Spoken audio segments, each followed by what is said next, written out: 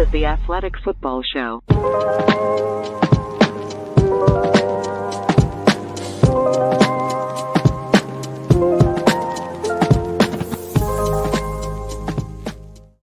Welcome to the Athletic Football Show.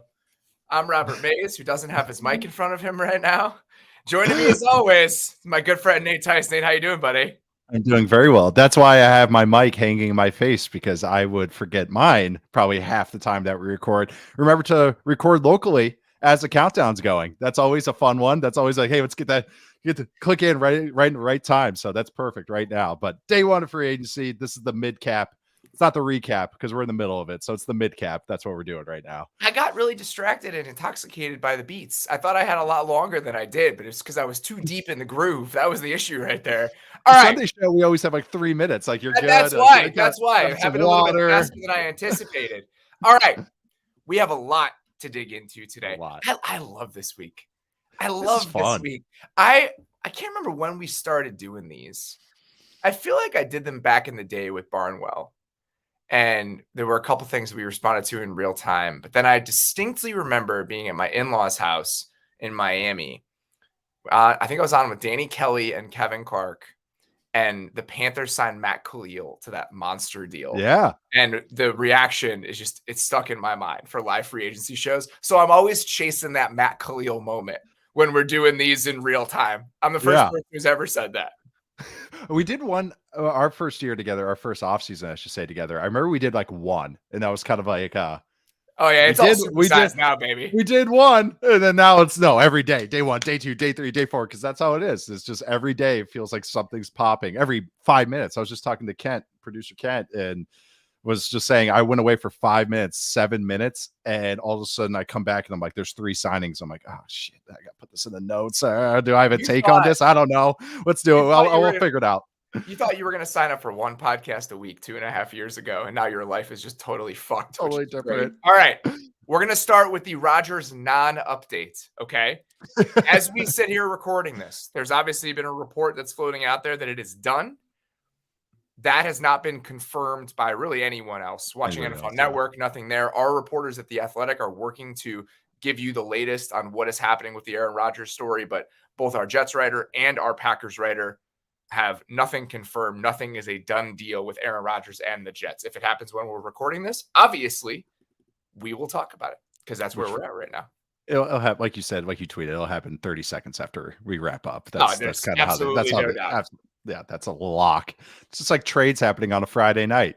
It's you can put a time to it, put a clock to it. You know exactly when it's going to happen. I can tell you it's going to happen at probably 1:40 West Coast time. I could tell you that's exactly when the Rodgers trade is going to happen. Well, we're just going to keep recording until like 5 o'clock. That's what. Perfect. Stall 4 quarters offense. So let's start with the first quarterback domino that did actually fall. Jimmy Garoppolo reportedly going to the Saints, according to a bunch of people. Saw the Mike Garafolo tweet, but also the one from Adam Schefter and Diana Rossini. 3 years, $67.5 million for Jimmy, with $34 million guaranteed. Okay, so if you putting that into context with some of the other quarterback deals that we've seen, $22.5 million, obviously much lower than what Daniel Jones got, what Derek Carr got, and that $34 million guaranteed is in the range of 1/3 of what both Derek Carr and Daniel Jones got with the Saints and the Giants, respectively. It makes sense to me based on the way the other quarterback dominoes were falling. I don't know how you feel about this, but now that we have Carolina at 1, the Texans likely drafting a quarterback at 2, was the Colts being at 4, that third pick really being up for sale. Do they really want to go all the way up there? I think there's just a lot of things to consider when you think about the pathways to a rookie quarterback in this class, which we always thought was the best outcome for the Raiders after moving on from Derek Carr. If that wasn't going to be an obvious possibility, getting a stopgap like Jimmy G at half of the price of some of these other guys, I think does make sense. It makes a ton of sense, and especially with Jimmy G going back with Josh McDaniels, that makes a ton of sense. Apparently the Raiders were sniffing around about moving up to 1, so that it wasn't they were in the talks, they were in the works about it. So it makes sense that they were trying to find all the avenues they can. The result of all this makes a ton of sense, like you said, with all the other dominoes that fell, especially the Panthers moving up to 1. the Cardinals now being in that kind of, that really good spot of they can choose their adventure where they want to trade or they hold on to the Will Anderson, and that changes different dominoes. I think this was a way for the Raiders to at least have half a butt cheek on the seat. It's just that they're not going to be empty when they finish this whole process. When I saw Jared Stidham, I know we're getting ahead of myself going to the Broncos. I was like, okay, so that means the Raiders are going to sign something, or they're signaling that they want to draft somebody, but this is a way that they're committed, but they're not fully committed to like this long-term thing. They can kind of get through this year with a competency at the quarterback position, especially for more of a vet-laden offense and a team that has a ton of holes on it. So they didn't want to splurge. I know. So I'm talking out both sides of my mouth here, but it's really just, I think this is their way to straddling whether avenue they want to take for the quarterback market. Derek Carr was going to have a $35 million cap hit this year if they had kept Derek Carr. I assume Jimmy Garoppolo will be in the range of $15 to $17 million. Yeah. So it's for half. So it's a lateral. Would you say it's $33 million cap hit, and Jimmy's getting guaranteed 34 total? Yes. So that's right there. That's where the money is. So if you're going to have a non-elite veteran quarterback, I think that they made the move down to the cheaper one that can act as a bridge. It's only $34 million guaranteed. I assume if they want to, they can move on after this season. So if the draft falls a certain way to them, they can still take a guy, let him sit, and then move on to him next year. This isn't the sort of deal that precludes them from doing that. And that's why it's a little bit different than the Daniel Jones contract or the Derek Carr contract. It's why the Geno Smith deal is different than the Daniel Jones contract. That's what I was because he only has $40 million guaranteed. So there are enough nuances between all of these things that make the considerations of taking on the contract a little bit different. So with the Raiders being in that tough spot of not really controlling their quarterback destiny in the draft, really to start, but certainly after Carolina went up ahead of them, I can understand wanting to be in this spot. Yeah, I think the Geno comparisons as far as contract and also timeline of team, I guess, is kind of that's the more similar thing here. Makes sense. Both early 30s quarterbacks, vets, kind of Geno. I was about to say a proven vet. Geno has 1 year of proof now, but Jimmy's had some really good years in San Francisco. So I think that's exactly what it is. That's more the path that they're taking, that they can have a competency at this year and figure out their plan for the long term or even the midterm. Yeah, I mean, I don't love the idea of Jimmy Garoppolo with Devontae Adams. Like on a football level, it's not the most exciting pairing in the world, but I do think if they want to have the seat filled, this makes sense because it's not a bottom of the barrel 1 year stopgap veteran. It's one step up from that, but it's still not something where you're locking yourself in long term. Obviously, there's the familiarity with Josh McDaniels. I mean, there's so many things that make the move make sense, even if I do think it's a temporary move for them as they figure out what the long-term plan at quarterback looks like. Okay. Keep it warm. Speaking of let's get to some other big moves here. This one's awesome. I have no idea how it's going to work, but Javon Hargrave signing with the Niners is probably the most fun pairing I could have imagined heading into free agency between player and team. I mean, oh my God.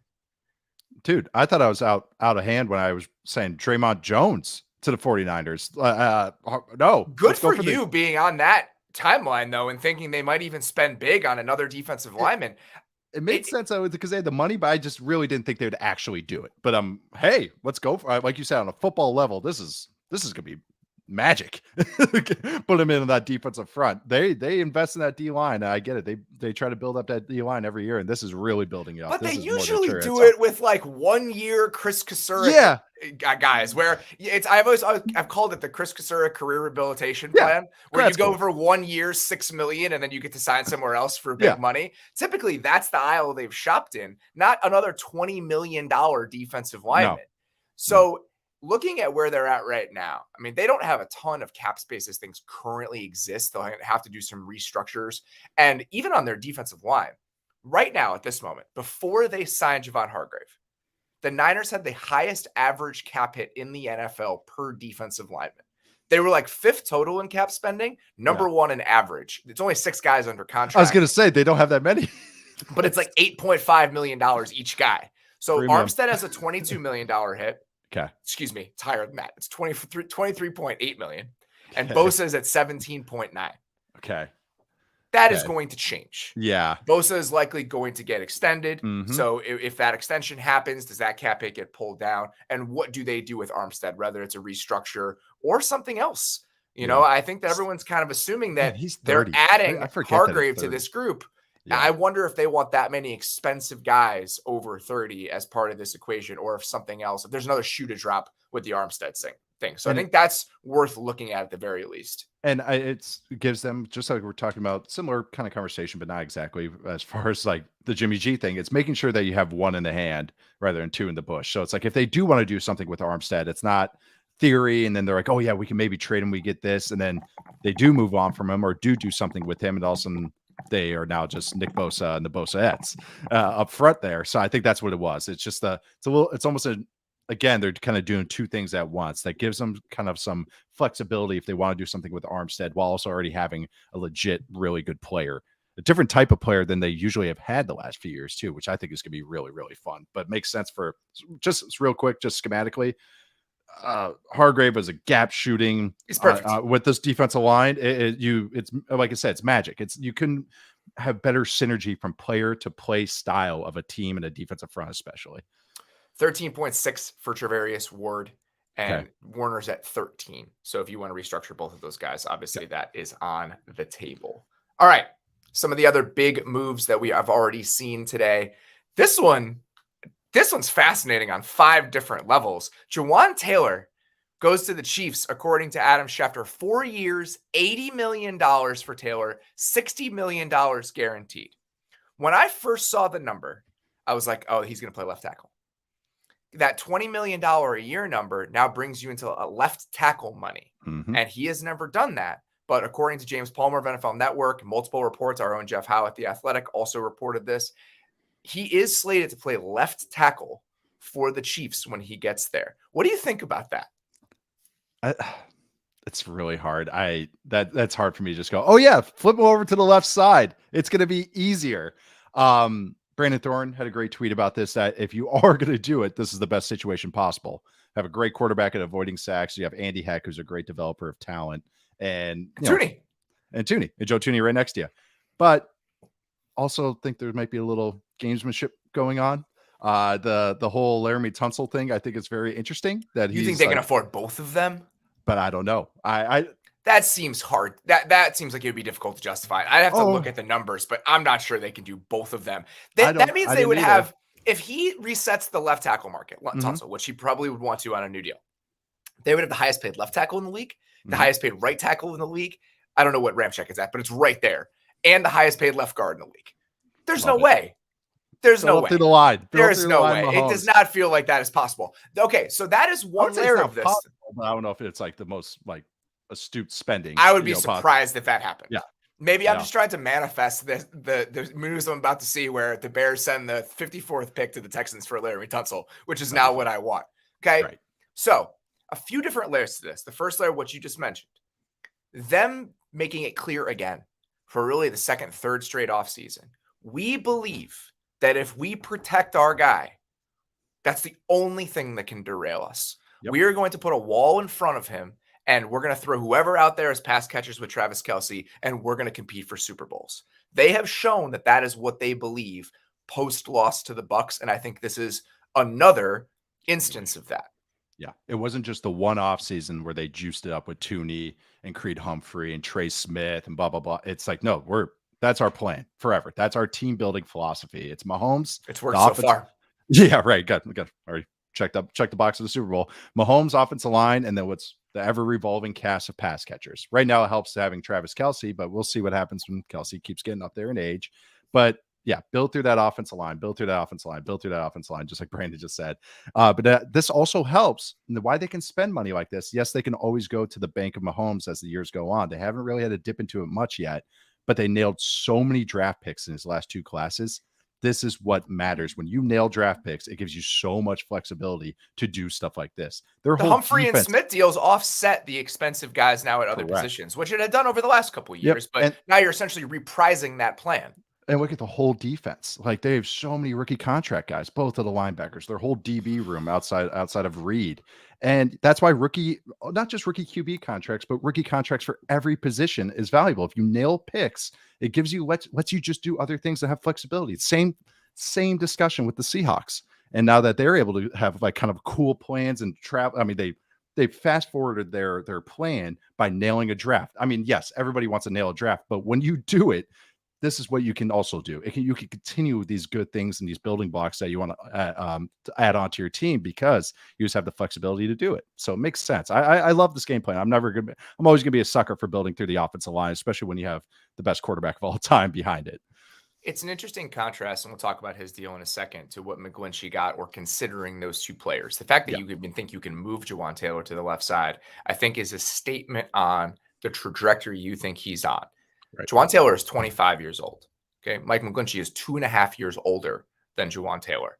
Jawaan Taylor just had his best season as a pass protector. Got decent athletic traits, decent draft pedigree. This is the Chiefs saying, we think that you're on an arrow that is worth betting on. We think that your 25 to 28 seasons, you're going to be even a better player than you were over the last few years or even last season. And that's why we're willing to spend this sort of money on you. We'll see how that works out, especially with a possible position change baked in there. But that seems to be the bet that they're making.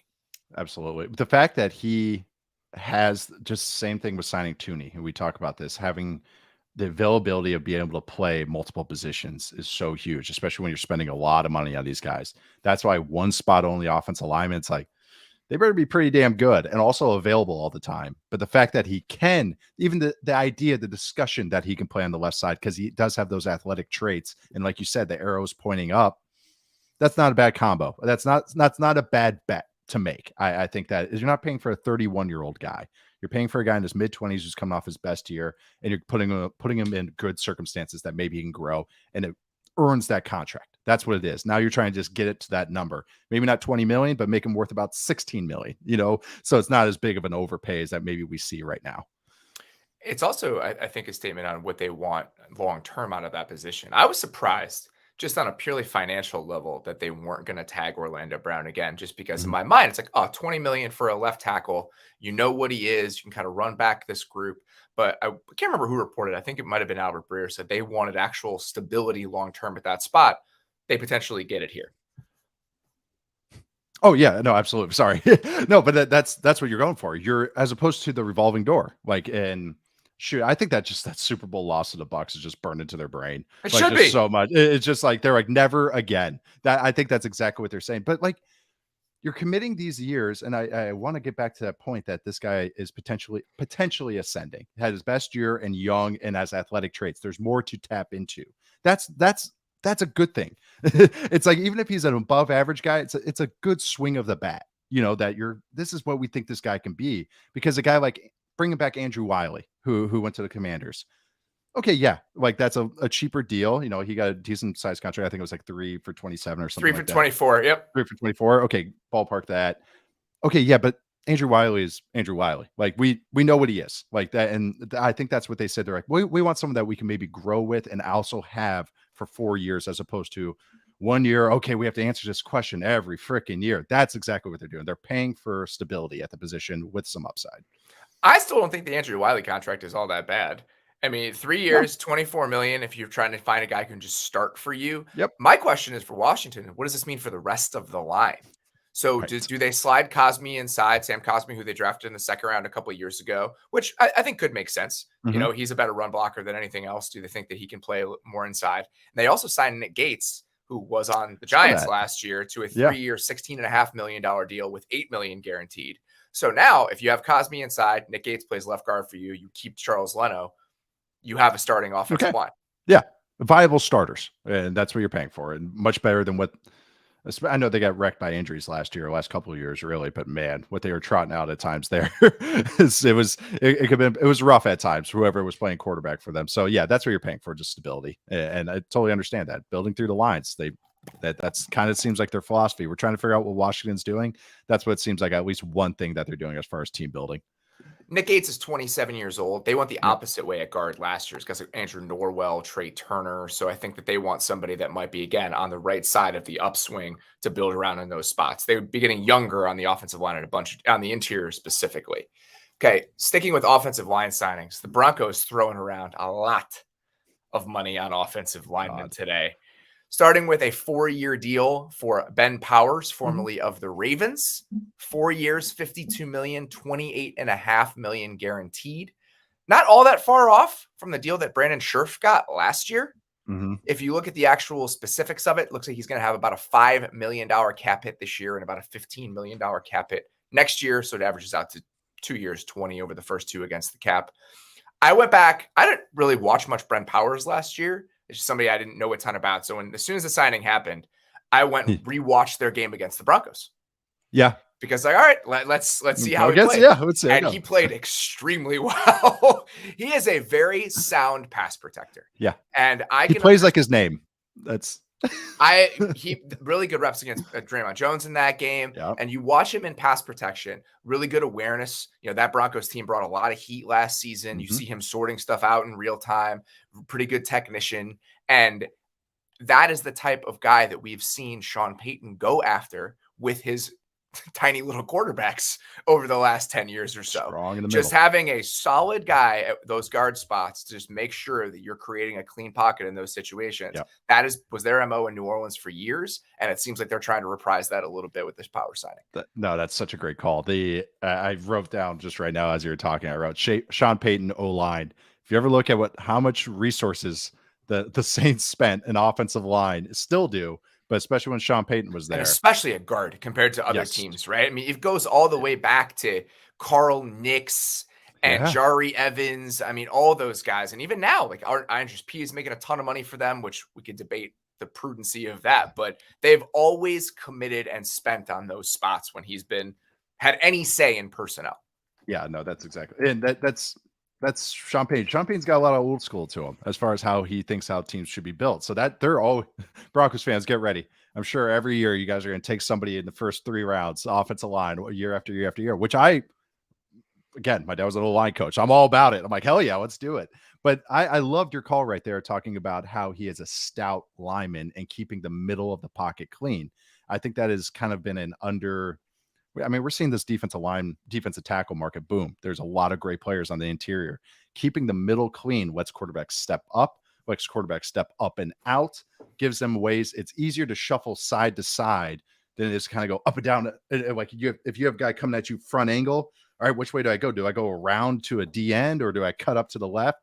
But if I have a clean pocket in the middle at least, and then maybe the tackle gets beat, okay, we can mitigate that. I can get outside and bounce out, see how Mahomes has done with his tackles the last couple of years. So I totally agree. I like this signing maybe more than the McGlinchey signing. I absolutely do. Yeah.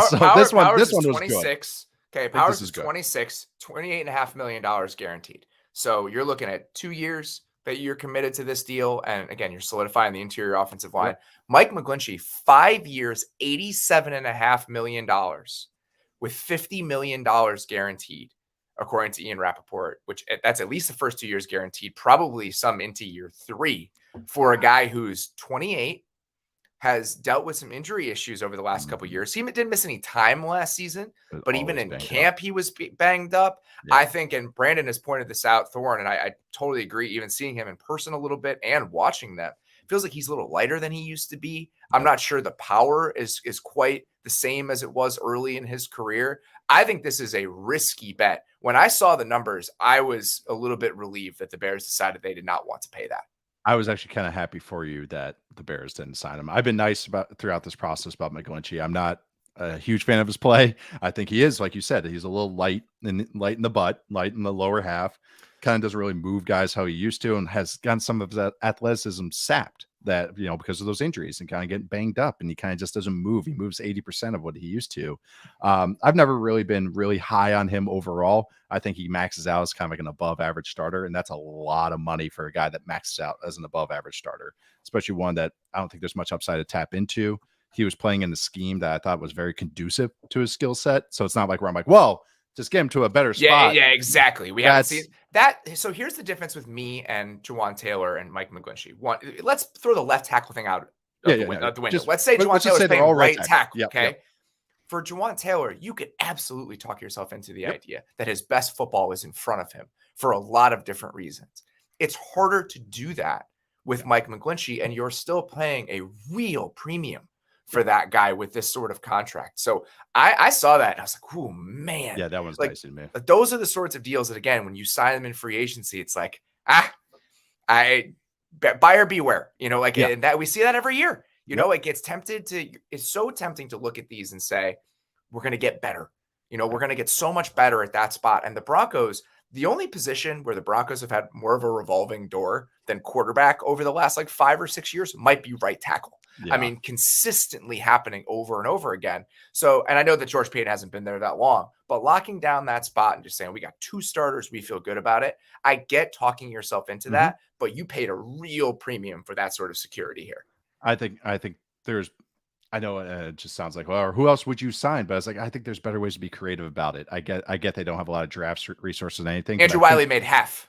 Right. Andrew Wiley, that's perfect. Wiley and McGlinchey, I consider in the same tier, whether that's fair or not. I do. That's personal, my opinion on it. If it's not the same tier, it's half. And then all those resources can be spent elsewhere. It's not like a complete roster and all that. I mean, they spent X amount of money on a backup quarterback as well, and Jarrett Stidham. So that's interesting as well. But the McGlinchey, that was one of the signings that was a lot of alarm bells going off for me, especially how I consider the player, his history, and now the fit. It's kind of, that's a significant overpay to me. The concern about Caleb McGarry and what he's going to be if he were dropped into another situation, I think is rooted in the offense that they played in Atlanta and just how often you see him truly drop back. It's not very often. No, it was 8 times a game. The same thing is true with the Niners. Yeah. A lot of the same ideas apply to Mike McGlinchey, and he's getting a massive, massive deal where I don't know if Caleb McGarry's contract or Caleb McGarry's market is going to be that hot. This is one of those moments, in my opinion, where it pays to play for a really good team and it pays to be a former top 10 pick. You were the 8th overall pick in your draft, and whether we like it or not, that shit follows you around. It seems like that is informing a little bit what is happening right now. Yeah. Or it's one of those where he was coming out in the draft and Sean Payton's like, man, I liked him. Yep. I really liked him. I liked him coming out of Notre Dame. That shit carries over for years and years. So that's a great call too.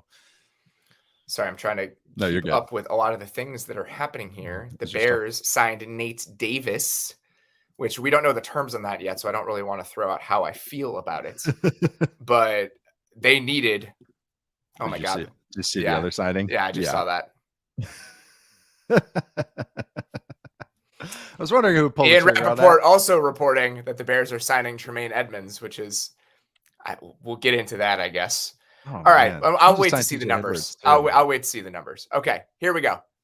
Elsewhere on the interior offense. Oh, actually, let's talk about Stidham very quickly here. Okay. Yeah.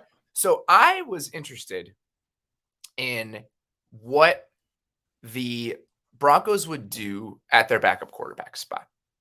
Because if you look at Russ's contract, there is an injury guarantee somewhere in there where I thought, okay, if things go poorly this year, is there a guy they'd be willing to turn to just say, you know what? We're pulling the ripcord.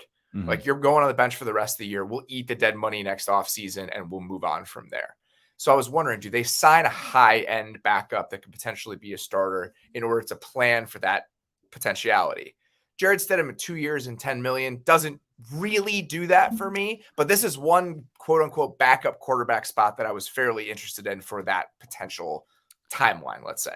It was like last year with the Dolphins signing Teddy Bridgewater a little bit, where you're like, oh, okay, that was your backup, that was your break glass in case of emergency, and then Teddy ended up getting hurt just as much as Tua, so that kind of, and they actually ended up signing Mike White, which is interesting as well. But no, Stidham has a lot of fans in the league. A lot of coaches and personnel people love Jarrett Stidham. We talk about pedigree carrying over for the rest of your life. This is a former, 5-star recruit, big name recruit. Like, maybe that's what people remember. He did play fairly well at the second half of last year, but still, like, it's Jarrett Stidham.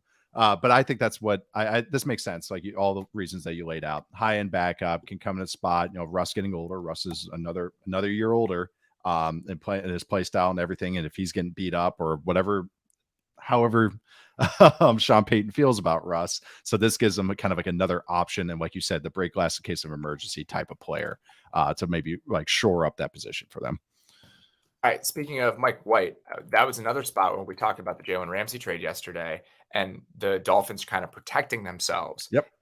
On the off chance that Tua gets hurt again and they have to salvage their season, it feels like Mike White is the guy that they're betting on. 2 years up to $16 million is what was reported, I believe, by Adam Schefter. Key phrasing there, up to $16 million. Yeah, up to insurance. Yeah, right there. And I think they they made that nice run last year, and then that's what I think they saw enough of Skylar Thompson to go never again. Same exact thing. They're just no more of that. We're gonna get somebody that we think is competent. Mike White has had some fun games. It's the same exact offensive system that he's been in with the Jets, with Michael Ford being the offense coordinator there the last couple of years, and then now he's going to Mike McDaniel, same exact offense. So probably an easy transition for him. Got a guy that has already shown that he can step in a pinch and play for you and at least play competently, especially a team that seems like they're trying to fire on all cylinders this year. So it makes sense that they don't want anything to go askew like it did last year. All right, let's talk about this. Okay. Numbers reported by Adam Schefter for the Bears and Tremaine Edmunds. Okay. 4 years, $72 million, which in my quick math here is $18 million a year. Okay. Is that right? Yeah. Yeah. Okay. $50 million guaranteed. It is the largest 4-year contract for an inside linebacker in the NFL. I don't know that's an interesting framing by the agent. It's the biggest 4-year deal for any linebacker in the NFL. Okay. So Roquan's practical guarantees are $60 million. Okay. We have Edmunds coming in at $50 million, essentially the first 3 years guaranteed, right? Yeah. It's a big contract. So what you have said here is that you were willing to spend on an off-ball linebacker, but you wanted the 2 and Tremaine Edmunds over Roquan Smith. I guess that's what they wanted. I don't support this signing. This is a lot of money for a guy that has lived off some draft reputation, like we talk about, and always he had his best season by far this year. But that we talked about this. The off-ball linebacker huge contracts, they just don't tend to work out. No. Very rarely do you feel good about those things 1-2 years later. And they had so much money to spend. Obviously, they have to spend some of it. Yeah, but this is not my favorite way to spend it. And this comes after the TJ Edwards signing. When they did that, I was like, they're excellent. Done. Great. Move on. $6 million a year. Yep. You have a very plug-and-play starter. Yep. Somebody that, clearly his market, I think, people thought it was going to be more robust than that. Yep. It's like, okay, great. Now, you have him, maybe you sign somebody else, you draft somebody else, throw Sanborn in there in the mix. Fine.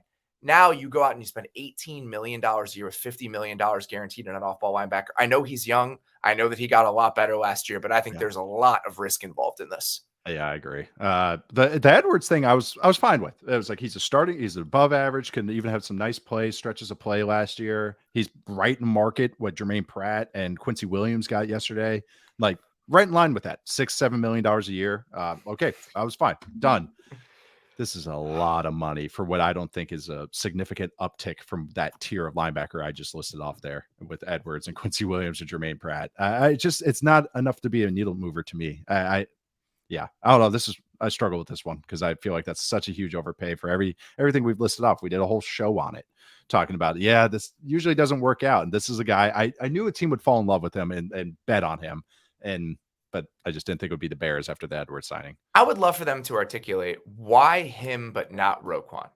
When they were moving on from Roquan, the way that I was kind of explaining it to myself, and even when we talked about it on here, it's like, okay, they don't want to commit that sort of money to an off-ball linebacker, which I think is totally reasonable. Totally fine. So okay, if those are your team building values, then that's fine. This runs counter to that.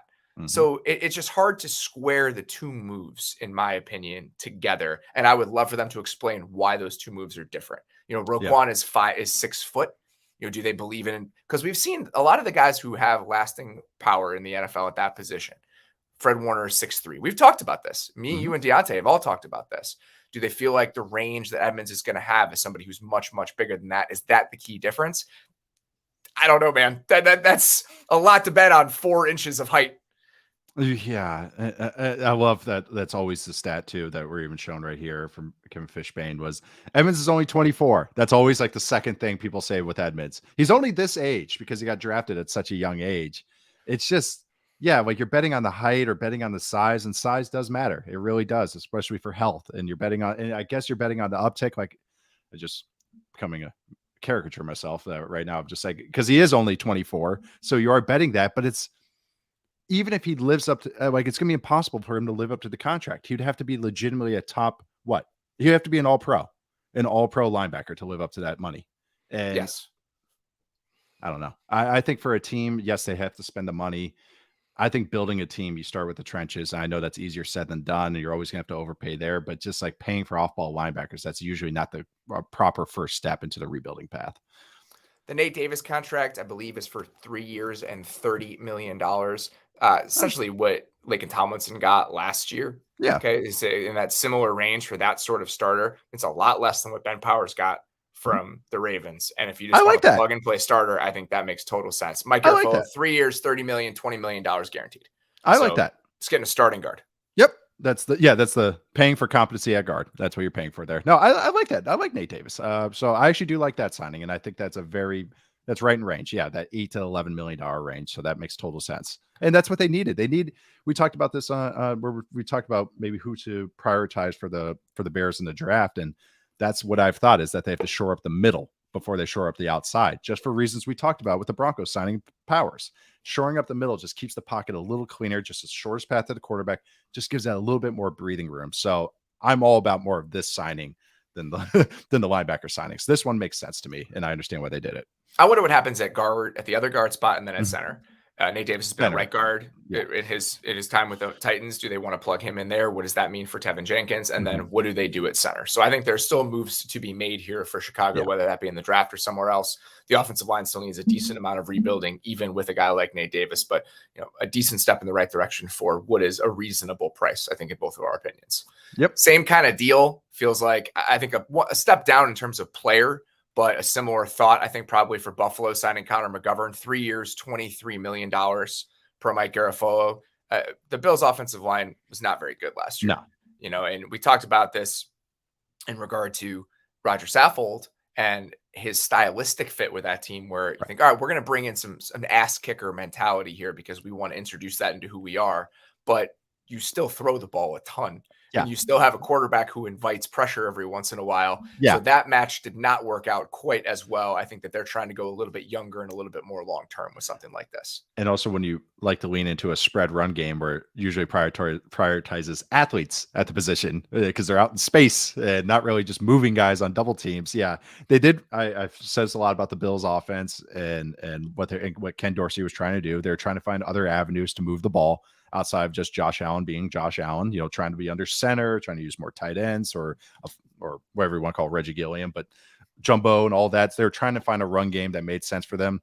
McGovern is another guy that's a fine guard. I think he really improved last year, actually, compared to 2 years ago. I think in my eyes, he really did improve last year. Like I thought he was going to be always the weak link, but when he was on the field, he never stood out as a true weak link. Like I said, I thought he was a plus player for them. So he's 25.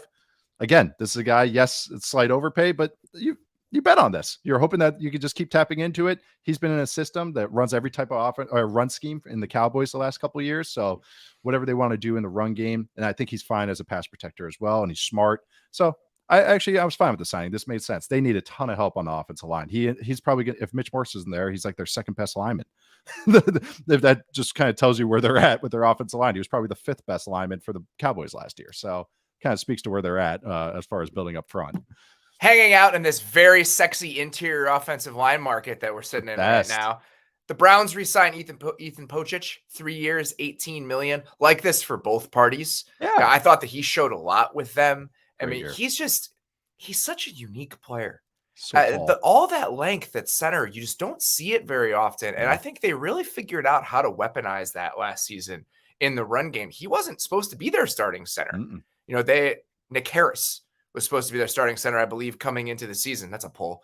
That was a pull. I was about to pat you on the back. I was letting you finish. I was about to pat you on the back for that one. I could have told you that. After JC Shredder moves on. So, and I think he comes in after Harris got hurt in the preseason. I thought played very well for them. So I think keeping that group together, maintaining that stability and kind of rolling with it. I mean, they have their 5 guys back now. I mean, their offensive line is going to be fully intact. And I can understand wanting to maintain that if you're Cleveland because of the way that group played last year.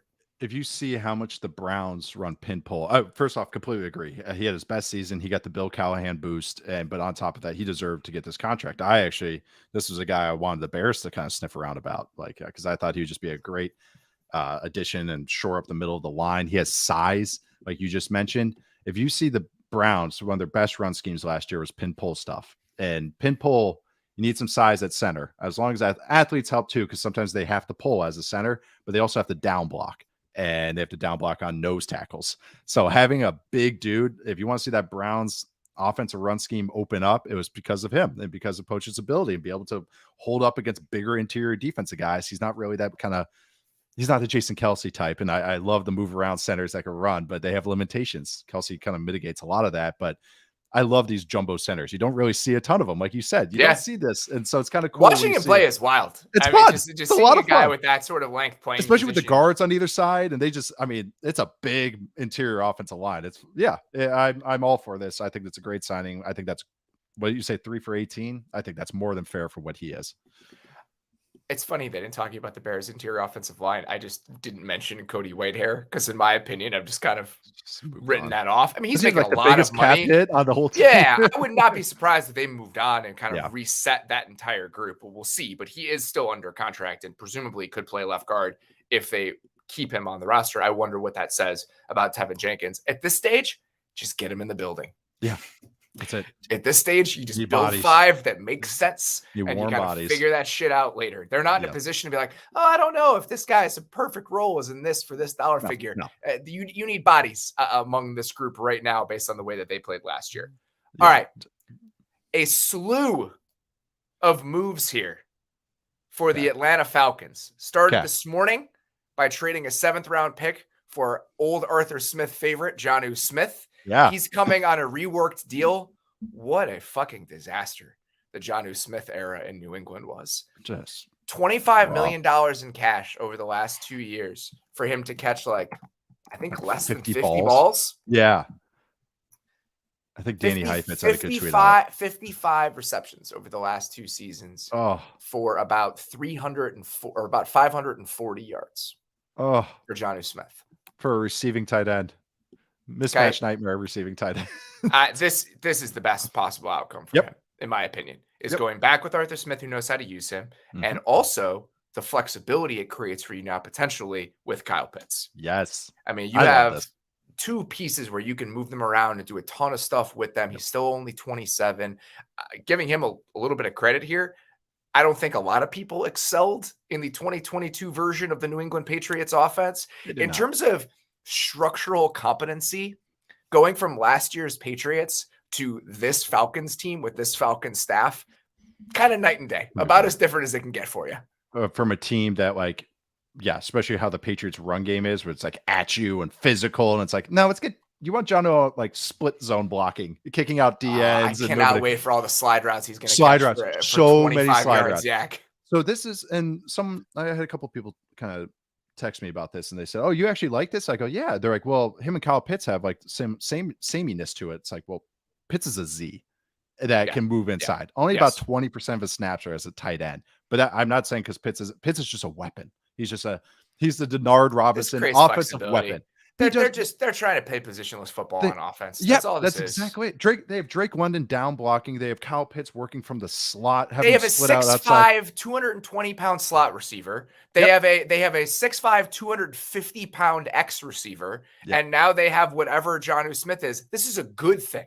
Yes. It's not a bad thing. This is a good thing. Perfect. I think this is perfect. And he has speed. He actually he creates explosiveness in the offense like that. I loved it because we talked about, we made jokes about all the personnel groupings that the Falcons like to throw out there. Now they can trot out 3 tight ends and 2 of them are like 4-4 guys.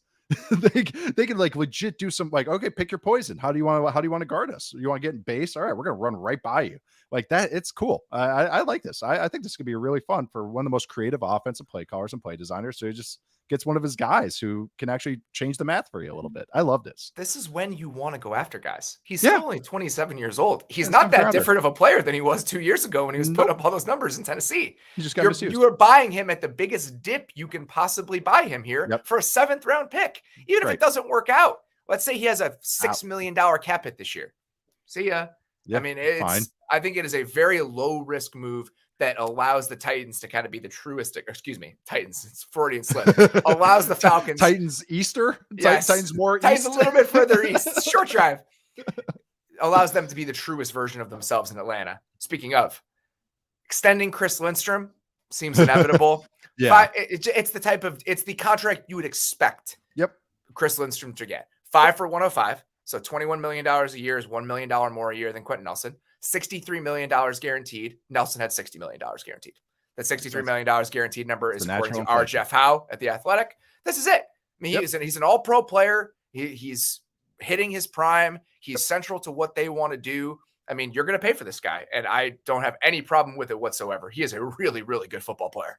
You're paying an elite player. He's one of the best at his position, and like you said, he's key to what they do because of his athletic ability and how he can move. So all about this. I love Chris Lindstrom. I think he was on both of our All-Pro teams. I think on a lot of people's All-Pro teams, and I'm big fan of his game. He's only getting better. He's only going to be 26 this year. These are the type of guys you pay. These are type of guys that you throw money at, and so I'm all about this as well. Yep, and no issue with it whatsoever. Yep. A couple other two Saints guys. A couple other Falcons moves here.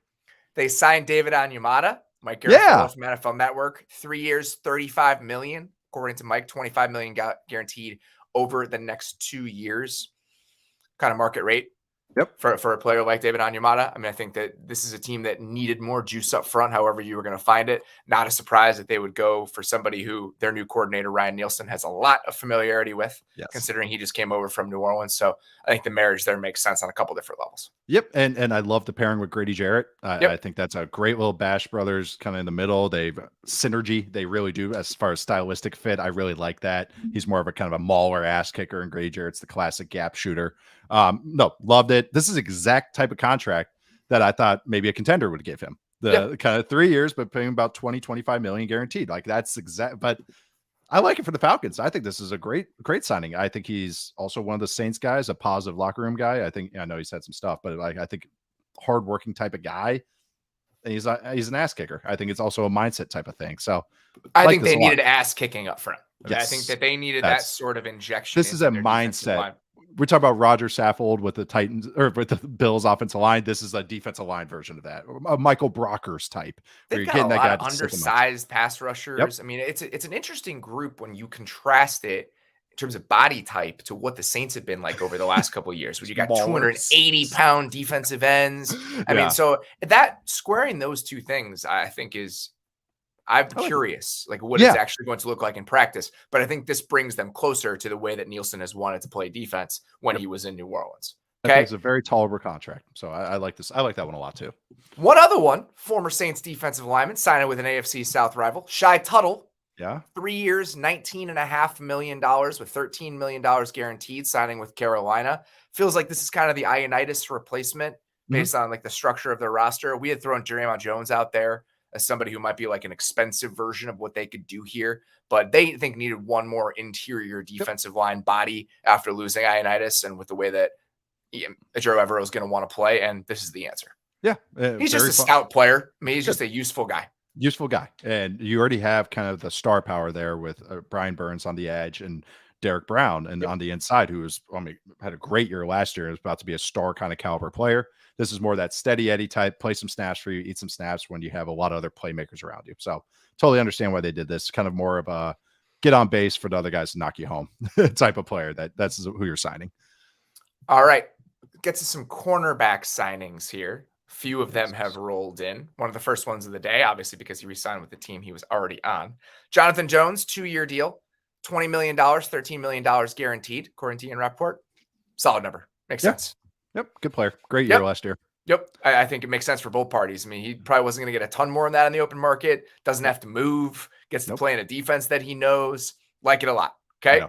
We have all these worries about Patriots corners going somewhere else. It's like, just stay there and get paid. Everyone's happy. No, all fine for it. I think that's a nice signing for everybody. I feel similar about this one. Cam Sutton going from the Steelers to the Lions, 3 years, $33 million, $21 million guaranteed. I was wondering what the Lions' splash move was going to be in their secondary, or just how they were going to use those excess resources that they have to figure out, all right, this is who we want to be on defense this year. This is how we're going to spend, because they haven't yet. They really have not gone out and spent on exterior players on defense or in the secondary period. It seems like that is coming as they inch toward being a contender, not only NFC North, but a playoff team in the NFC. This is the sort of signing that I think speaks to that. Makes sense on a lot of different levels. I think the value is fine.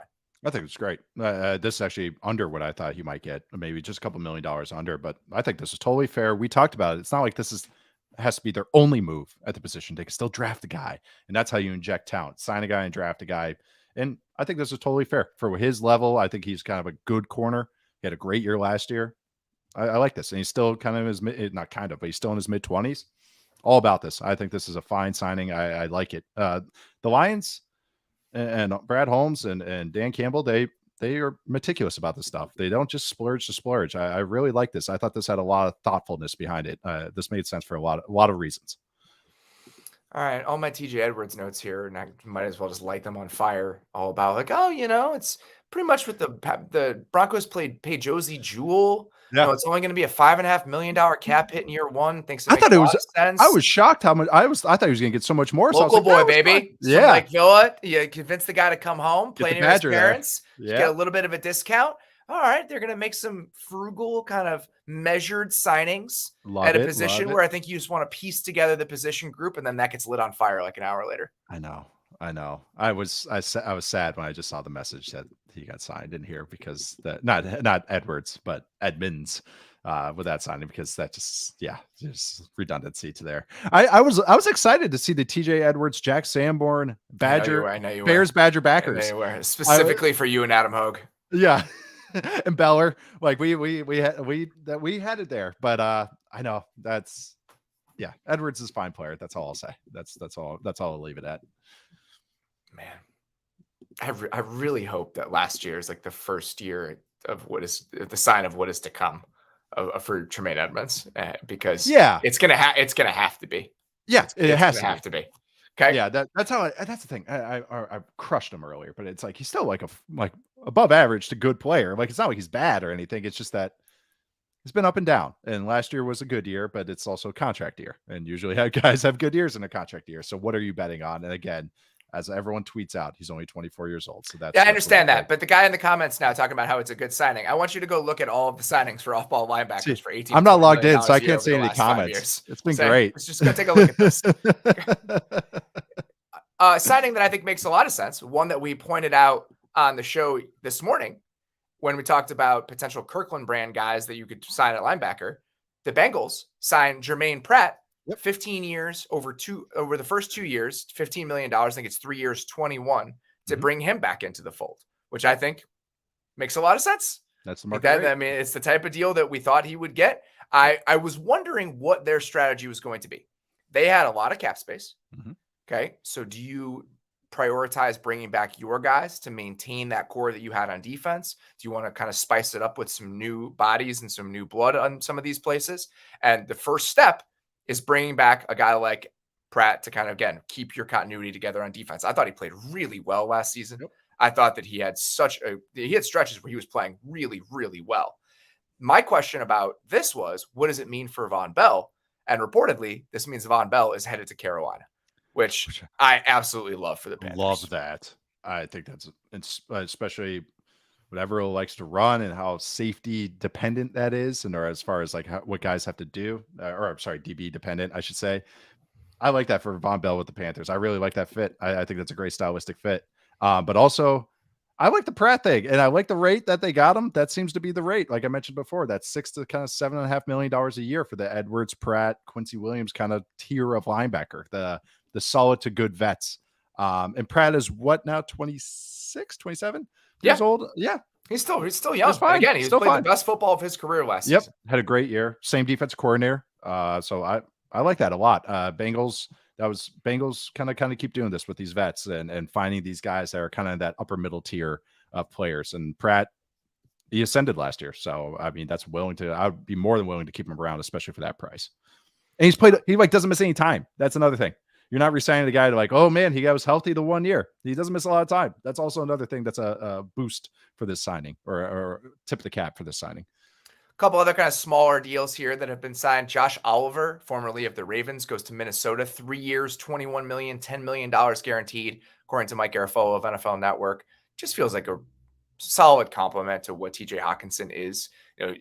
Oliver is somebody that you can just keep in line. He can be a blocker, allows you to move Hawkinson around the formation.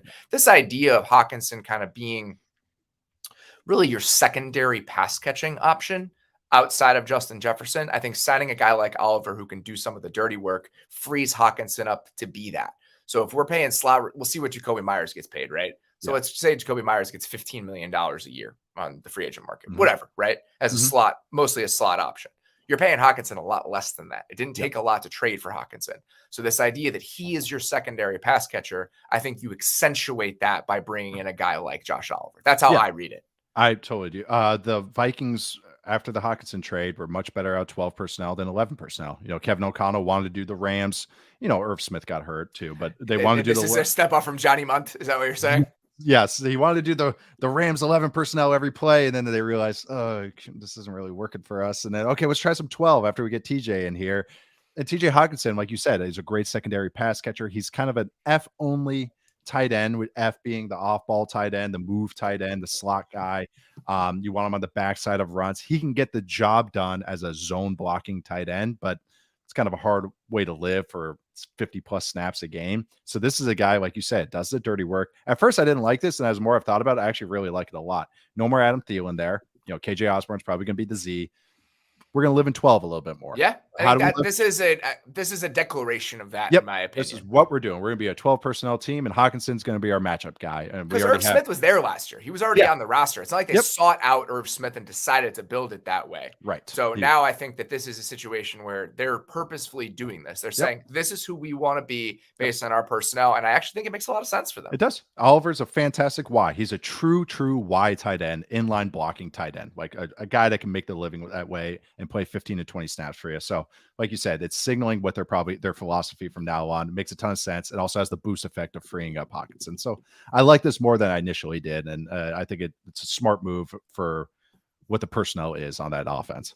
All right. A couple of little housekeeping notes here that aren't transactions, but were pretty big bits of news today. Adam Schefter reported that Austin Eckler has requested permission to seek a trade after talks about a new deal stalled with the Chargers. I mean, it's a tough market to get a raise in right now, especially how many running backs are out there, Austin.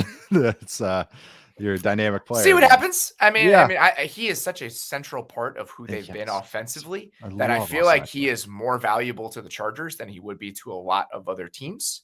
It's a good call. So that's just something to keep in mind. But obviously, just a sexy bit of news for a guy who is a really good player and has been a really good player. I mean, talk about on a fantasy level, on a real life level, it's been a very relevant piece over the last couple of years. Chargers, according to Jeremy Fowler, are expected to chase John Johnson III after he is released by the Browns. Makes a ton of sense. Come on back. Well, this reminds me of the Jonnu Smith trade. Okay. Yeah. So coming out of that year with Brandon Staley in Los Angeles, John Johnson gets paid by the Browns. Okay. Takes a little bit of a dip. Was not the same player in Cleveland that he was with Staley when he was in Los Angeles. Is going to get released, is going to be available for, I think he got like 15 a year or like 13 a year on his last deal. Okay. From the Browns. I want to get this right, what the actual contract was. But goes to the Browns after having that fantastic. So it was about $11 million a year. Okay. When he went to the Browns with $24 million guaranteed, $11 million a year. You think he gets half that? Yeah, that's probably exactly right. I was going to say 5 or 6. Six probably sounds right. Okay, he's 27. Yep. Is John Johnson that different of a player than when he signed with the Browns 2 years ago? No, not really. Probably not. Probably not. No. And he's going now to a guy who he has played his best football under. Yes. And I think that his flexibility allows you to do a bunch of different things with Derwin James. We'll see what the price is if it ends up happening. But I think on a theoretical level, it makes a lot of sense to me based on where this team is. I will say though, the amount them spending all this money on defense again. It's not surprising. They do have a hole with that other safety spot. I think it would be a net positive for them to bring him in and hopefully try to tap into the guy he was back in LA. But this team, they don't have a right tackle. I mean, there's so many other things it feels like they need. But just like, when you can free up $45 million in cap space by pushing everything into next year, it gives you some flexibility to work with. It's a 1 year. Everybody's on a 1 year deal with that team. It seems like personnel members too. I think this makes sense because Staley. Well, we saw in the second half of the year how creative Staley is. Like you got kind of a rock in a hard place with his personality. He's like, all right, I got to make this work. Johnson is allows for more creativity. He's a sound player. And I think that's what really helps. Derwin James is your Swiss Army knife. We move him around, but you need that kind of sound safety, kind of shore everything up and make sure everything's kind of like equal and even. And I think that's where in the Browns, they everything wasn't too high, with not letting him kind of open up his mental side, kind of show off that side. He kind of was really static, it felt like, in Cleveland. So maybe Staley's kind of creativity, the kind of mixed coverages that he kind of leaned into last year. I mean, like you said, he got his best year with him last time, so he understands the personnel. So yeah, go back to the bosom of Staley. It makes a lot of sense for both parties. I really do think that. I want to address one of the other comments in the chat right now. Brandon Davis said, "You're all underestimating the impact that Matt Eberflus has on weak side linebackers. Edmonds has every trait a coach could want. It's Flus's job to make him elite. If you have a coach that can coach up players at that position, the idea should be that you don't spend market-setting money on players at that position. Yeah, those things are counter to each other. Players to make him upper mid tier, that not elite players and try and make them elite or good to try and make them elite. That's not what you do. My thinking here, just is the last thing I'll say about the Tremaine Edmonds thing.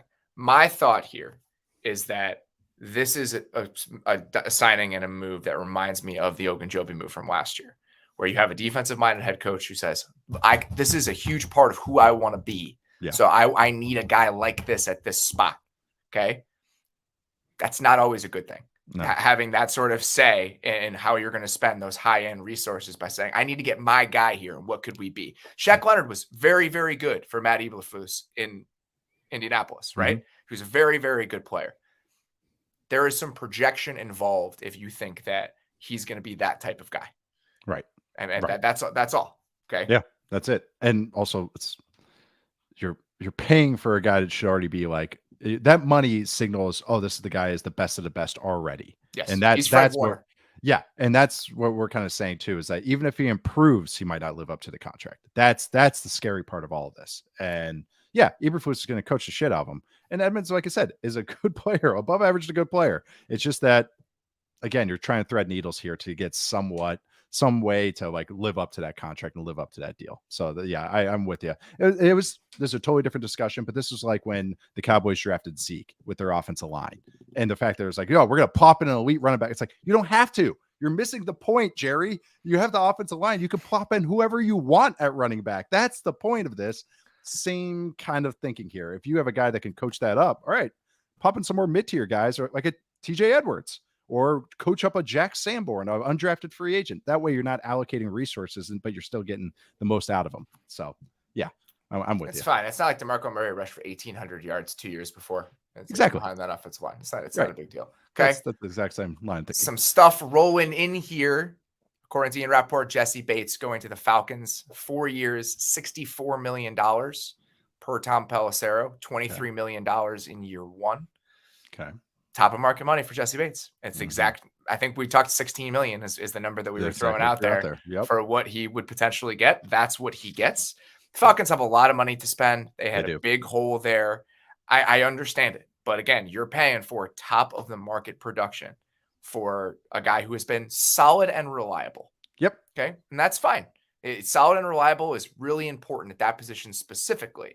But are you wanting to pay needle mover, game-changing player money for not even just solid, for very good and reliable? And that is what the Falcons are doing. If that's the calculation that you want to make, sounds good. I understand it if you're in a position like Atlanta is, with how much money they have to spend and how few guys there are to spend it on. But I think that's the type of player that Jesse Bates is. Yep. He's like you said, very smart, very sound, athletically limited at times. Sometimes he can't take advantage of his intelligence, but I think it's a good player. You can still say you like the player and not like the contract. Like, both things can be true. And that's how it is. I always felt like Bates was going to be overpaid. It just seems like that's just, it was inevitable. It was always going to be like that. When you're working off the tag, it puts you in a really good position as a player, because I mean, you set your baseline's market higher with the tag. Yes. So when you get tagged, something like this is going to happen.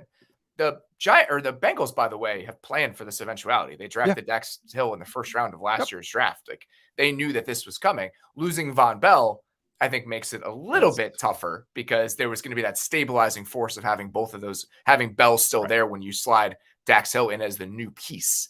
Yes. But we'll see what happens on the back end of the Bengals defense. I have a lot of faith in what Lou Anarumo has done there, but tough to lose both of those guys on the same day, even with Dax Hill waiting in the wings. And the Falcons, what they have trotted out on defense the last half decade, I'm sure paying a premium for competency and actual good play. His baseline is good. Is that they're fine with it. They're like, we're trotting out undrafted free agents and random guys, all these positions. It's kind of nice sometimes to have a reliable, constant play. You know what you rely on. He's on the grading scale. That's 2 to 8, baseball and the football grading scale. He's a 6, and that's fine. But that's the overpay there. They're paying a premium for competency, which that's what happens in free agency. But I actually like the DB room there. I like they bring back Oliver, but AJ Terrell, Jesse Bates, DB rooms come together. They're piecing this defense together a little bit. One more, Alex Anzalone back to the Lions, 3 years, about $18.75 million. Let me see if I can find who actually said that, who is actually reporting that. We're doing this in real time. It was Ian Rappaport. 3 years, 18.75 for Alex Anzalone and the Lions. I don't like that. That was It seemed like this market was their chance to potentially upgrade at that spot because of all the guys would be available. But a lot of those seats have been filled, man. Mm-hmm. I mean, Pratt's gone. Edwards would have been great for them. God, I thought that they might try to upgrade at that spot, and that is not what they decided. That didn't end up going in that way. Because I sneakily thought they would go after Edwards, just privately. That just seemed like a move they would make. But it's hard for me to not imagine what that Carolina game looks like. With Carolina Lions game. Yes. Oh my God. Or I had another one that they played. Might have been Falcons. It wasn't Falcons. Well, Falcons in the preseason. They had a game too late in the season where he's just running out of nowhere. Oh, it was the Bills Thanksgiving game, I think. I think that's what it was. I might be misconstruing the games. That there was a couple of rough moments, him dealing with motion where he's just running out of the box, and it's like, what are you doing? The run's coming right at you. That one feels weird. I thought he would be able to. They would let him go, but maybe they're scared of not having anybody to fill those seats, like you just said.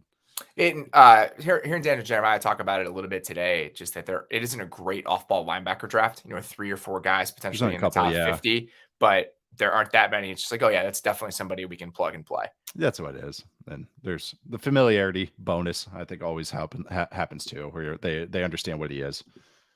Few more bits of veteran news here as we wrap up. Jeremy Fowler reports the Bucs could be open to exploring a trade for Shaq Mason. He's a $7.5 million base salary this year. They'd save about $5 million on the cap if they moved on, about $4 million in dead cap. Tom Pelissero of NFL Network following up, he says the plan is to release him if they cannot trade him. So $7.5 million base salary for Shaq Mason. If you want to give up a late round pick, seems like it's worth it if you need help at guard. Bear down Chicago Bears. That's an Nate Davis. That's an Nate Davis spot, unfortunately. I know, right? All right, that seat has already been filled, but I think somebody would be smart to explore it as if you missed out on Nate Davis and you wanted starting caliber guard play. I think that's exactly what this is, as the Bucs try to shed a little bit more salary. Shaq Mason's good, man. And he's a competent pro and he's smart. I mean, any team would be lucky to have him. If I have a hole at guard, I'd be calling Tampa Bay right now. And I think that contract's very, very fair for him, as we just talked about. The Connor McGoverns of the world getting that kind of exact same cap hit, it seems like. So I don't know. I think that's not a bad move if whoever wants to call him. Couple others here. Ravens release Calais Campbell. See if they bring him back on a smaller deal. I think that might be possible with where he's at in his career. I think it was at like a $9 million cap hit this year. I assume that has not been processed yet. So let's see what the Ed money deal situation is with the Ravens as I stall here and talk very, very slow about where Baltimore is. Oh, that's already been processed. Never mind. Okay. I think he was at like 9 million and they could save most of it. So it kind of feels like that's where it's at. And it was only a $2.4 million dead cap hit. So we'll see if he comes back on a slightly reduced deal. It feels like that might be in the best interest of both parties. Speaking of being in the best interest of both parties and some late career reunions, Jason Kelce back with the Philadelphia Eagles. It's just good for everybody, man. Yeah. Just good for everybody. Jason Kelce tweeted out today, I put much thought into whether it makes sense to play another season. After talking it over with my wife and many other friends and family, I've decided to return for another year. Thank you to all my supporters and detractors for fueling me. I ain't fucking done yet. I love him. It's awesome. The world is better. The football world is better with Jason Kelce in it. And guess what? It gives the Eagles, I think, a real shot to kind of maintain who they were offensively, even without Shane Steichen. I mean, we have all those guys coming back. You can slide Cam Jurgens in for Salomalo if he moves on. So you have an offensive line where you get 5 reliable starters, hopefully, with Jurgens kind of keeping the seat warm until Kelce comes back in. You have your pass catching options coming back. So having him as the linchpin of that offense, I think, is helpful. Especially with what a remodeling the defense is going to have to go through and figuring out the holes there. So having Jason Kelce, who I seriously tabbed as my did all pro and all that. He was my lineman of the year. Like I thought it was his best year. Like it really was. And that's remarkable at how in his mid-30s to put on a year like that. So I'm happy that he's back. He, of course, a great personality. Seems like a great dude. And hopefully it keeps him off the podcasting trail a little bit. So we can have some more wiggle room in that regard. But no, they're already much better than us in podcasting. So whenever he wants to get back, whenever he actually wants to take it over, I mean, we can kind of be a little bit more relevant until that moment. So, all right. Exactly. Right now, that's all we have. So no Rodgers news. Okay? I know we stalled. No Rodgers news. We've been stalling a little bit, but it feels like those are the biggest moves that we've had. We can't just sit here all day. So we're going to be back tomorrow at the same time, the same place. Hopefully nothing crazy happens between now and then. If it does, we'll see. We'll see if anything moves the needle enough to get us back on here. Yeah. For now, though, that is all we have. Really appreciate you guys coming to hang out with us. If you have not, please subscribe to The Athletic. TheAthletic.com/football show is where you can do that. Plenty of great stuff about the free agent class that you can catch up on there. Also, please, if you would, go rate and review the podcast on your podcast platform of choice. If you listen on Apple Podcasts and you want to leave a review about why you like the show, I would greatly appreciate that. We will be back tomorrow and the rest of the week at 3:30 p.m. Eastern. These will be available as podcasts. If you're listening to it, you already know that. For now, that's all we got. We'll talk to you guys soon.